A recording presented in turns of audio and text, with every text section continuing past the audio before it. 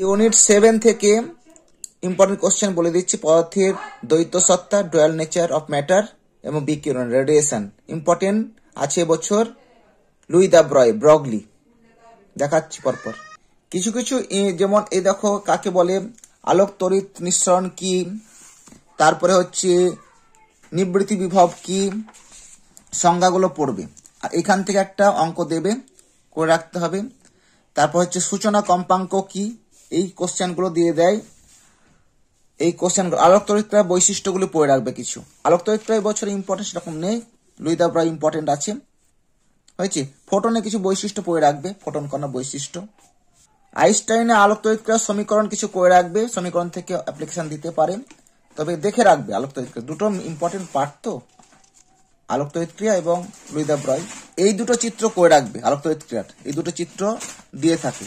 মানে কিছু ছোট ছোট প্রবলেমগুলি, খুব কঠিন কিছু নেই, দেখবে ইজি ইজি প্রবলেম সালে এসেছিল, 2-4টে প্রবলেম করে রাখবে। এবছর হাইলি ইম্পর্টেন্ট যেটা দ্বৈত সত্তা থেকে, ওই যে লুই দা ব্রগলির প্রকল্পটা পড়বে।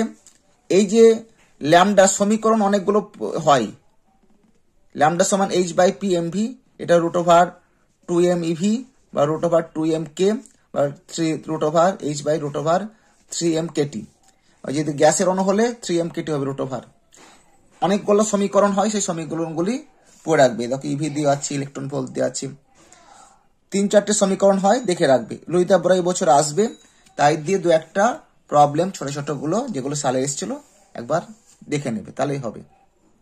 ভিটা কিন্তু বেগ, আর এখানে এই ভি ক্যাপিটাল ভিটা কি, এখানে হচ্ছে বিভব প্রভেদ। আর এখানে কিছু ইম্পর্টেন্ট পার্ট আছে, এগুলো দেখে রাখবে। বিশেষ করে এটা খুবই ইম্পর্টেন্ট, এই টাইপের আলফা কণা এবং প্রোটন কণার তরঙ্গ দৈর্ঘ্যের অনুপাত, এই যে কোশ্চেনগুলো এসেছিল, এটা 2-4টে দেখে রাখবে। এই টাইপের কোশ্চেনগুলো দেখে রাখবে।